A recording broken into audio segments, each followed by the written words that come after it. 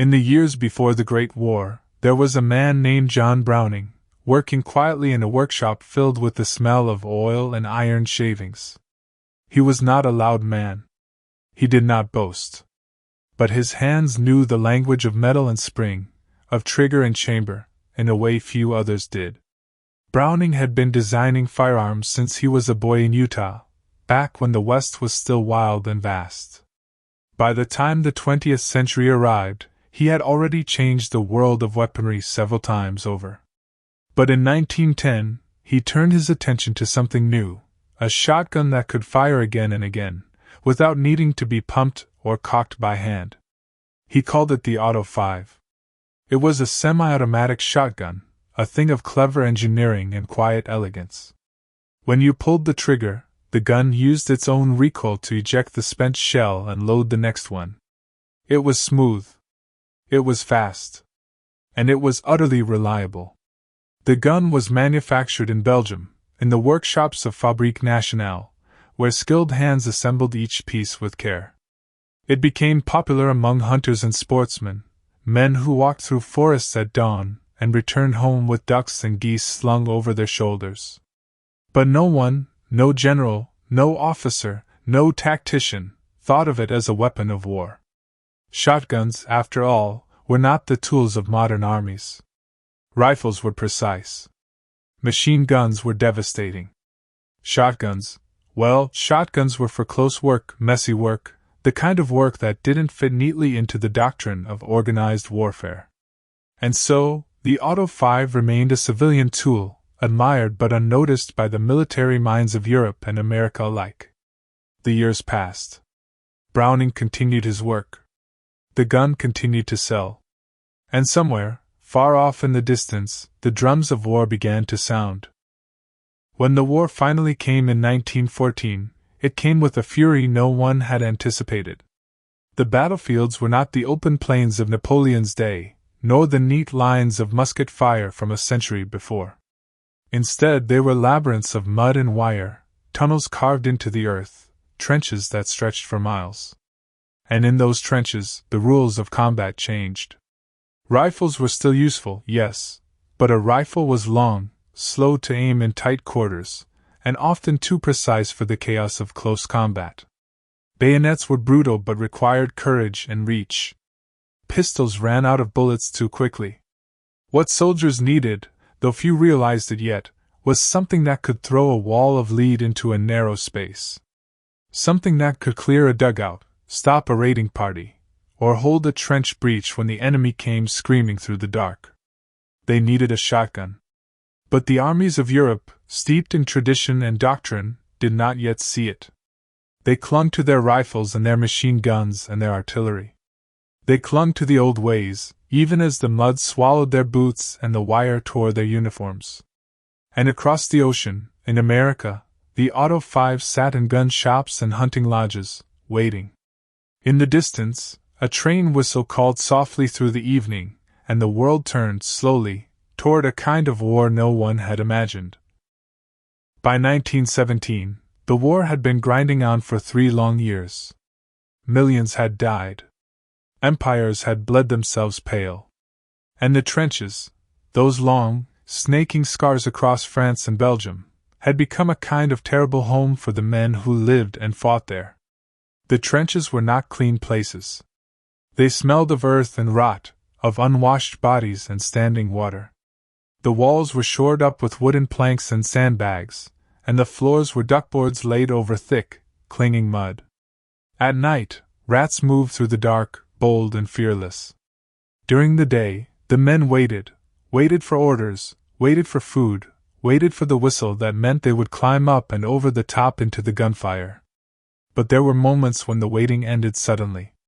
Moments when the enemy came not across the open ground, but through the trenches themselves. These were called trench raids. A raiding party might come in the hours before dawn, slipping through gaps in the wire, sliding down into the enemy trench with clubs and knives and grenades.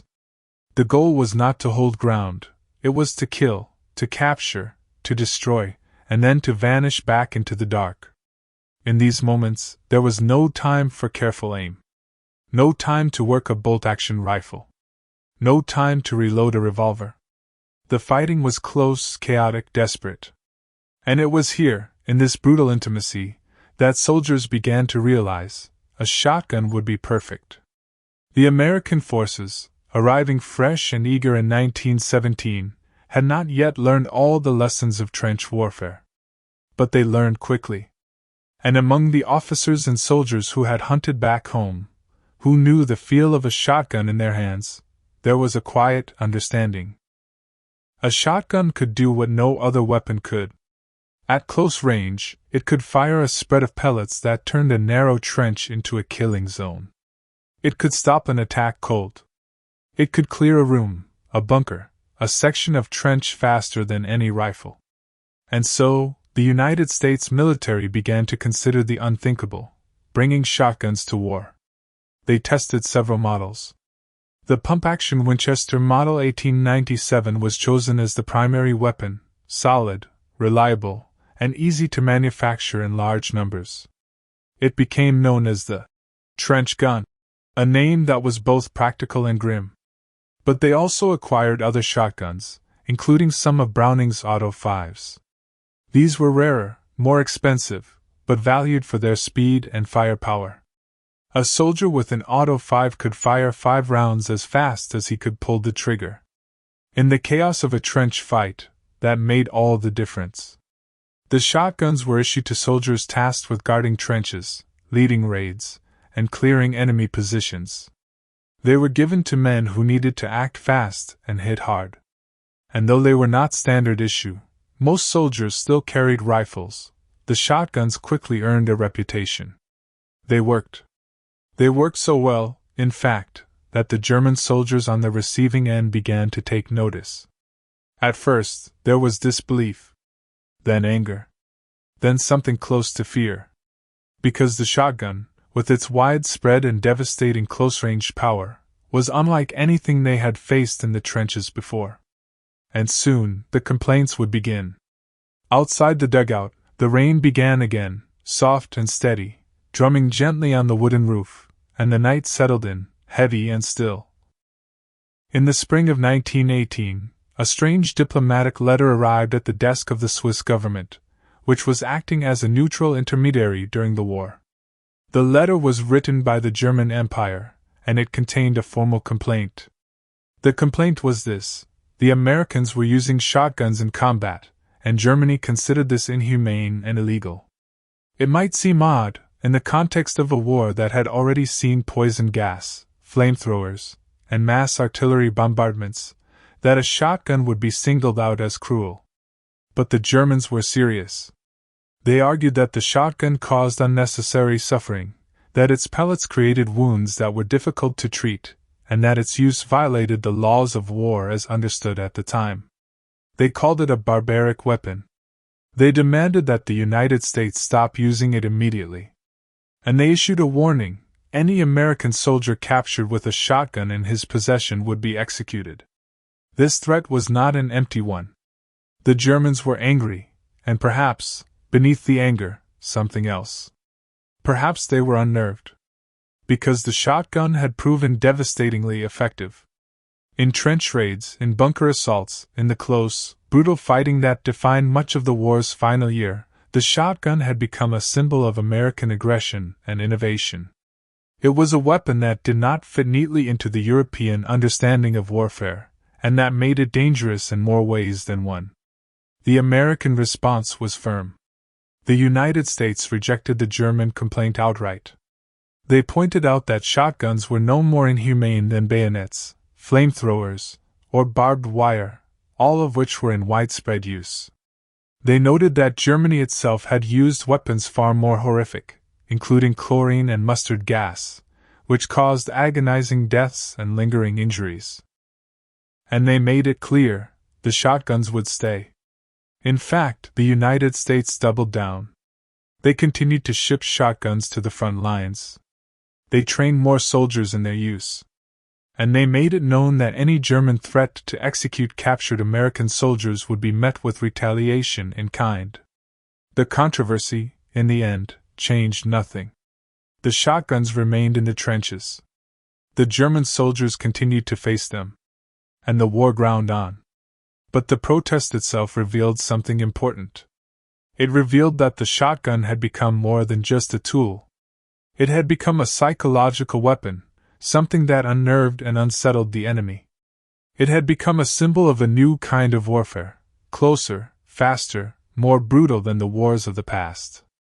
And though the Germans protested, they also paid attention. Because by the time the war ended in November 1918, German forces had done something that spoke louder than any diplomatic letter. They had captured American shotguns, thousands of them, and put them to use themselves. It is estimated that Germany seized around 20,000 American shotguns during the course of the war, taken from battlefields, captured supply depots, and prisoners. These weapons were redistributed to German troops, particularly those involved in trench warfare and close-quarters combat. The weapon they had called inhumane, they now carried into battle. The weapon they had demanded be banned, they now valued and used. And in that contradiction, there was a kind of truth, that in war, effectiveness matters more than protest, and survival matters more than principle. The candle on the table flickered once, twice, and then steadied, casting soft shadows on the wall as the night deepened. Let us pause for a moment and consider the shotgun shell itself, a small thing, no longer than a finger, yet filled with a kind of quiet violence. A typical 12-gauge shell used in the trenches was loaded with buckshot, 9 lead pellets, each about the size of a pea. When the trigger was pulled and the firing pin struck, the powder inside ignited in a flash. The pressure built instantly, forcing the pellets down the barrel and out into the world at tremendous speed. At close range, say 10 or 15 feet, those 9 pellets spread out in a rough pattern, perhaps a foot or two wide. If a man stood in that pattern, he would be struck by several of them at once. The wounds were devastating. Unlike a rifle bullet, which might pass through cleanly, the pellets tumbled and tore, breaking bones and shredding tissue. This was why the shotgun was so effective in the trenches. A soldier did not need to aim with perfect precision. He simply needed to point the barrel in the right direction and pull the trigger. The spread of the shot did the rest. And this was also why the Germans protested. The wounds caused by buckshot were ugly and difficult to treat. Field surgeons struggled to remove the pellets, which often lodged deep in muscle and bone. Infections were common. Recovery was slow. But the men who carried the shotguns did not think much about this. They thought about survival. They thought about the raiding party coming through the dark. They thought about the narrow trench and the enemy soldier just around the corner. And in those moments, the shotgun felt like a gift. Each shell was heavy in the hand, solid and purposeful.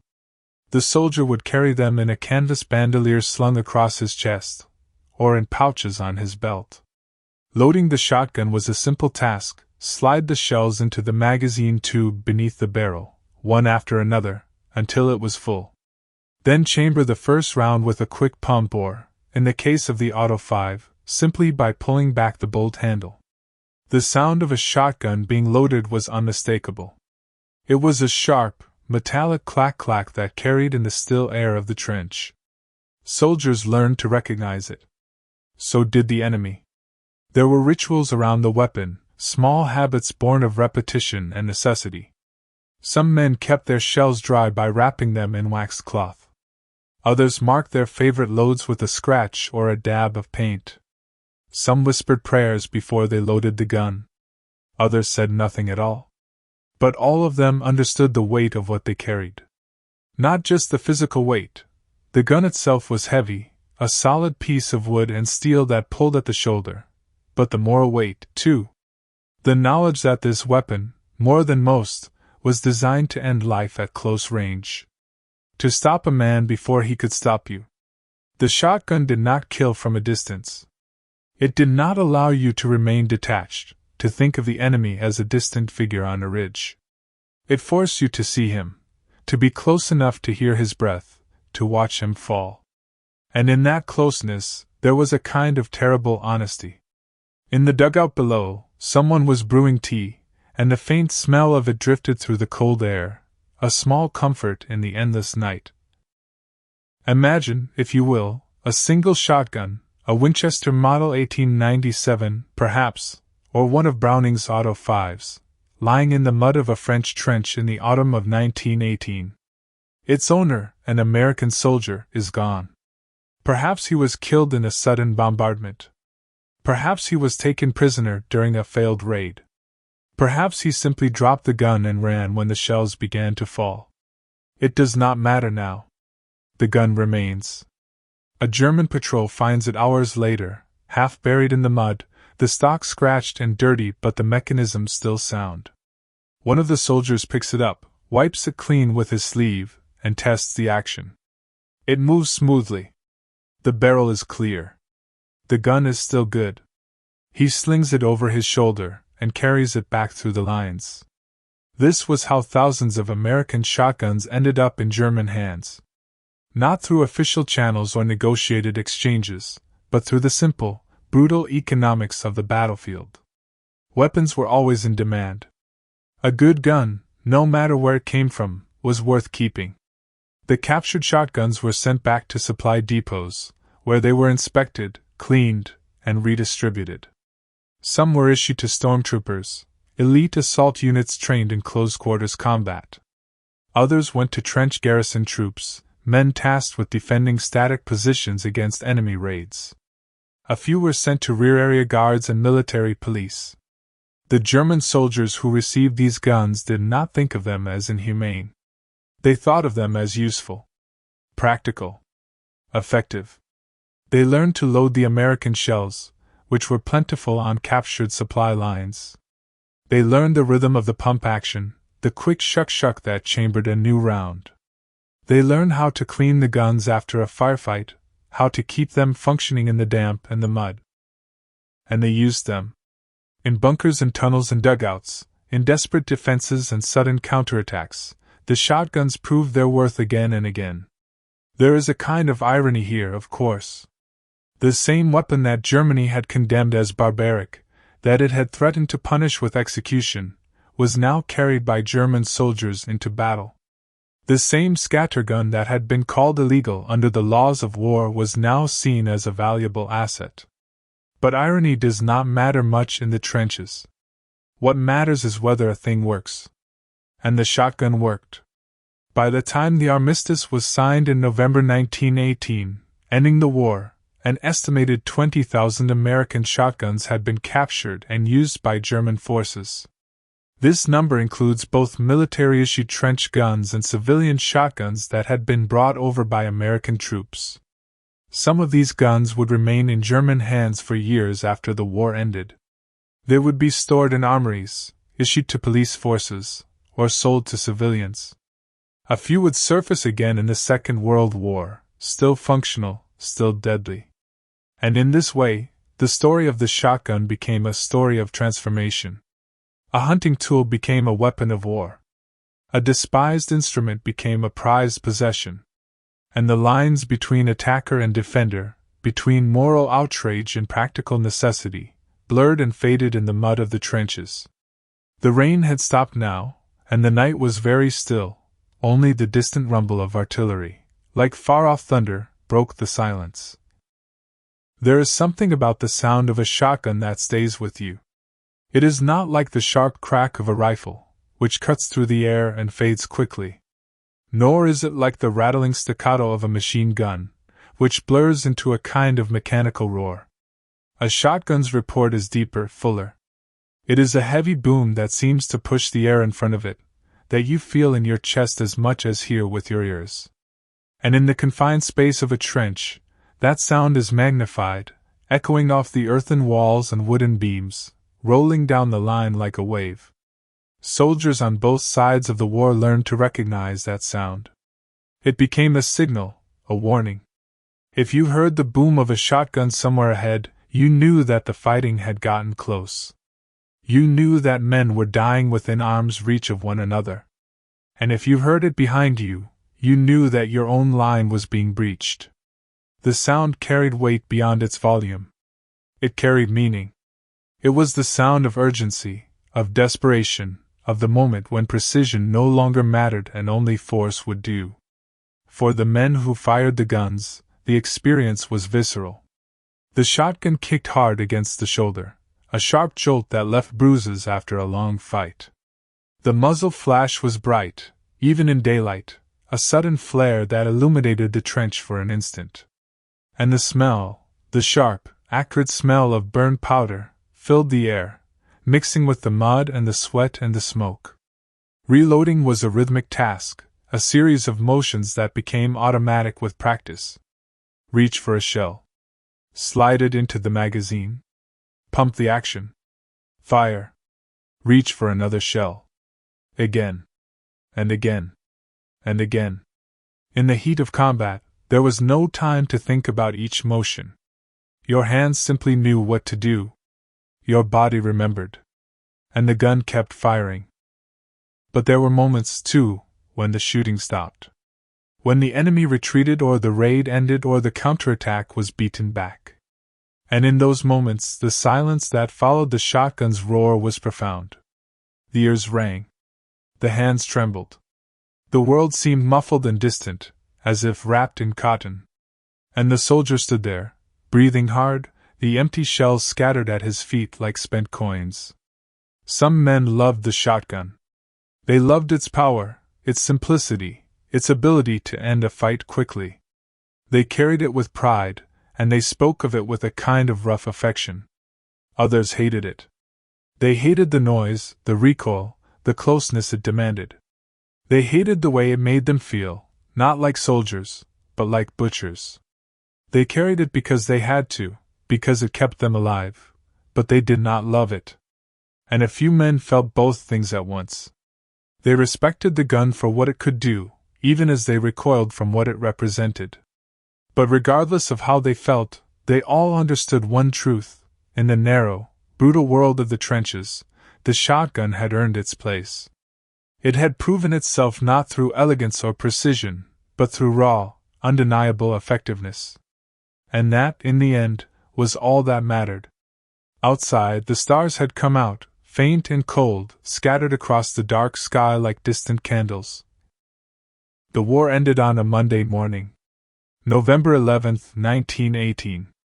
The 11th hour of the 11th day of the 11th month. The guns fell silent. The artillery stopped.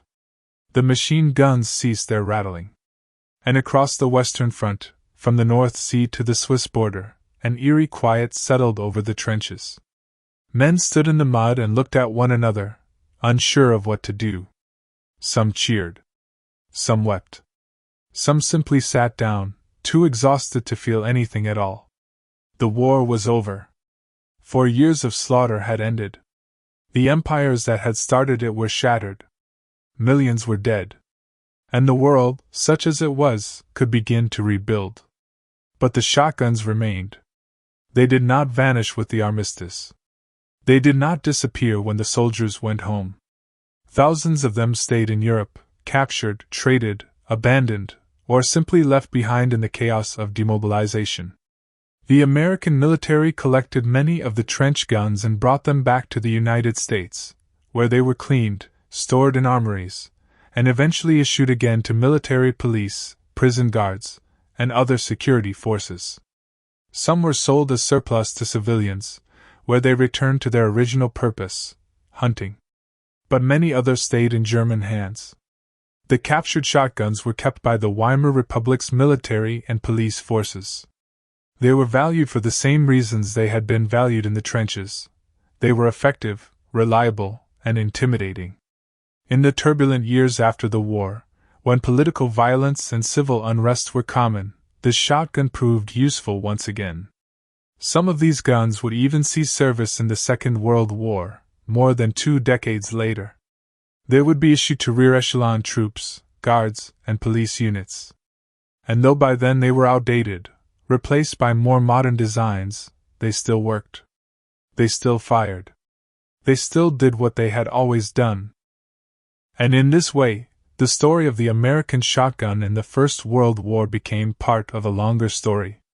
A story about how tools of war outlived the wars that made them famous. About how weapons, once created, do not simply disappear but continue to exist, to be used, to be passed from hand to hand.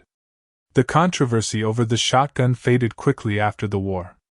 Germany's protest was forgotten, or at least set aside, as the world moved on to other concerns. The shotgun itself became just another piece of military history, a footnote in the larger narrative of the Great War. But for the men who had carried it, who had fired it in the dark of the trenches, who had heard its heavy boom echo through the mud and the wire, the shotgun was more than a footnote. It was a memory. A weight they carried long after the war ended. Some of them would never speak of it. Others would tell stories, years later, when they were old men sitting in quiet rooms, their hands shaking slightly as they remembered. And a few would write about it, trying to put into words what it had been like to hold that gun, to use it, to survive because of it. But words, as always, could only do so much. The truth of the shotgun, the real truth, was something that could only be understood by those who had been there, who had felt the mud and the fear and the terrible, simple clarity of close combat. And they, like the war itself, were fading. The fire in the hearth had burned low now, glowing softly in the darkness, and the room was warm and still. Let us linger a moment longer in the past and consider the small, forgotten details of the shotgun's time in the trenches. The little things that history books often overlook but that made up the daily reality of the men who carried these weapons. The shells, for example. They were heavy, and a soldier could only carry so many. A typical bandolier held about 25 rounds, each one nestled in a fabric loop across the chest. This meant that a man with a shotgun had to be careful, had to make each shot count, because resupply in the trenches was slow and uncertain. And the shells themselves were temperamental. They did not like moisture. If they got wet, and in the trenches everything got wet, the paper or cardboard casing could swell and jam in the gun's chamber. Soldiers learned to keep their ammunition dry, wrapping it in oilcloth or tucking it inside their tunics, close to their bodies. Then there was the matter of cleaning. A shotgun, like any firearm, needed to be kept clean to function properly. But in the trenches, cleanliness was a luxury. Mud got into everything. Rust was a constant threat. And so, the soldiers did what they could. They wiped the barrels with rags torn from old uniforms. They oiled the mechanisms with whatever they could find. They took care of the guns because their lives depended on it. There were also the makeshift modifications. Some soldiers sawed off the barrels of their shotguns to make them easier to maneuver in tight spaces. This shortened gun was even more devastating at close range, though it sacrificed accuracy beyond a few feet. Others wrapped the stocks in cloth or leather to make them more comfortable to hold in the cold. And then there were the superstitions. Soldiers are, by nature, superstitious people. They believe in luck, in omens, in rituals that might keep them alive. Some men would never let anyone else touch their shotgun. Others would tap the barrel twice before loading it, or whisper a prayer, or mark the stock with a small carving for each engagement survived. These details are not grand or heroic. They are not the stuff of epic poetry or stirring speeches. But they are true. They are the texture of daily life in the trenches, the small accommodations and adaptations that allowed men to survive in an environment that was, by every measure, designed to kill them. And they remind us that history is not just made of big moments and famous names. It is also made of these small acts of care and caution, of soldiers cleaning their guns in the dark, of shells kept dry against the rain, of hands that learned to load and fire without thinking, because thinking took too long. The shotgun, in the end, was not just a weapon. It was a companion, a tool, a burden, a lifeline. It was something you hated and needed in equal measure. And when the war ended and the soldiers went home, many of them left their shotguns behind. They did not want to carry them anymore. Did not want to remember. Did not want to look at that length of wood and steel and think about what it had made them do. But some did keep them. Brought them home. Hung them on the wall or stored them in the attic. And sometimes, late at night, they would take the gun down and hold it, feeling its weight, remembering. The clock on the mantel ticked softly, counting the seconds, each one a gentle reminder that time, at least, was still moving forward. The story of the American shotgun in the First World War did not end when the guns fell silent in 1918. In many ways, it was only beginning. The lessons learned in the trenches, about the value of close-range firepower, about the need for weapons suited to confined spaces, would echo through the decades that followed. Military planners and tacticians began to reconsider the role of the shotgun in combat, and by the time the Second World War arrived, the weapon had secured a permanent place in the arsenals of many nations.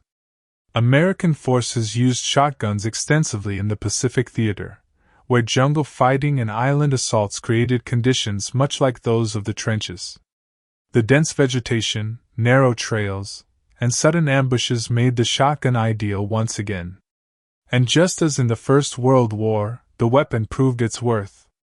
In the years after World War II, the shotgun found new roles. It was issued to military police, to guards at prisoner-of-war camps, to soldiers guarding supply depots and airfields. It was used in Korea, in Vietnam, in countless small conflicts and peacekeeping missions. And with each use, the weapon's reputation grew. But the shotgun's legacy extended beyond the battlefield. The controversy sparked by Germany's protest in 1918 had raised important questions about the laws of war, about what weapons were acceptable and which were not. These questions would continue to be debated throughout the 20th century, as new technologies, napalm, cluster bombs, landmines, forced nations to grapple with the ethics of warfare. The shotgun, in a sense, was one of the first modern weapons to provoke this kind of debate. And though Germany's complaint was ultimately dismissed, it marked a turning point in how the world thought about the tools of war. Today, shotguns are still used by military and police forces around the world. They are valued for their versatility, their stopping power, and their psychological impact.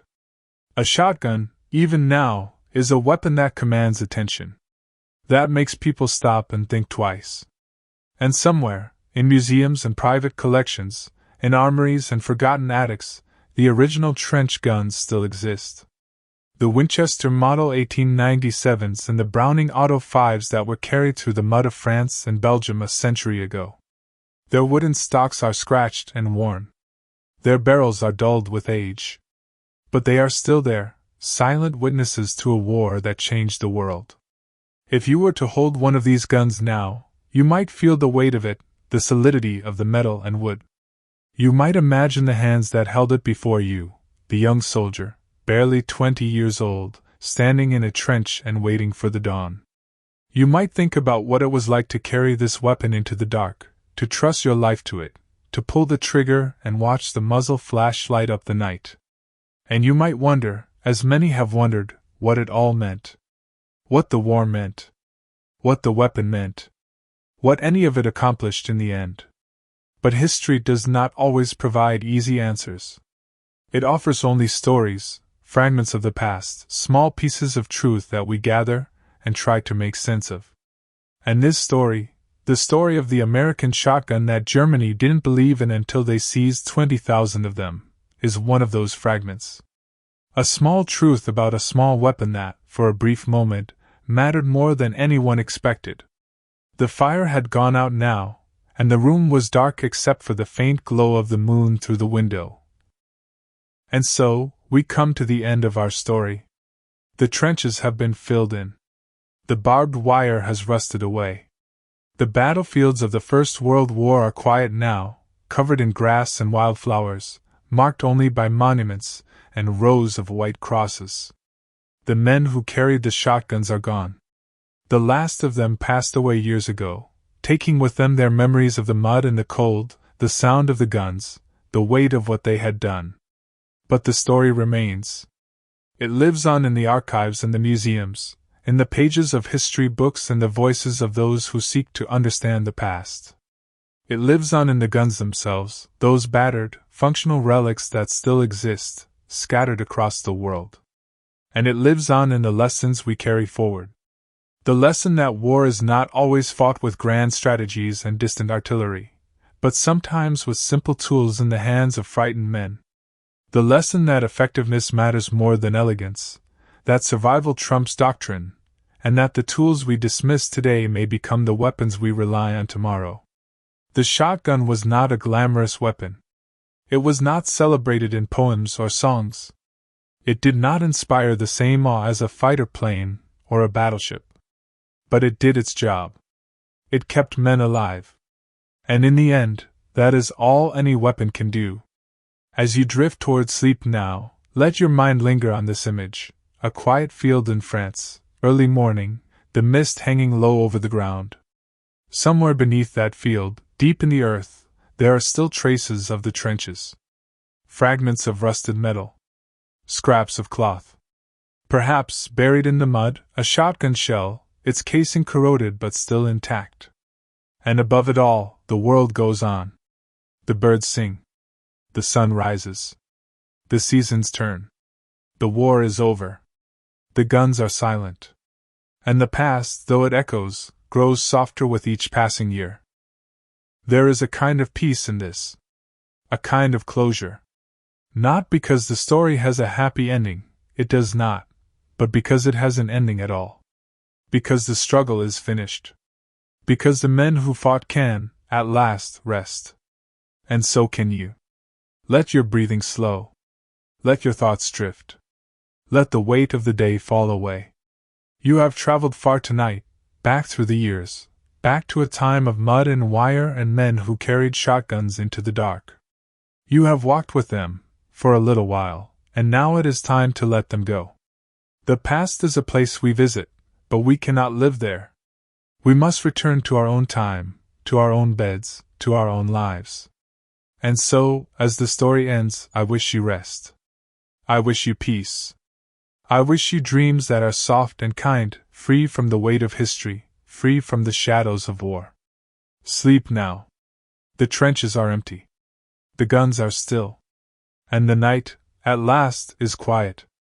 And somewhere, far away, a single candle burns in a window, its light steady and small, a beacon in the dark. Good night.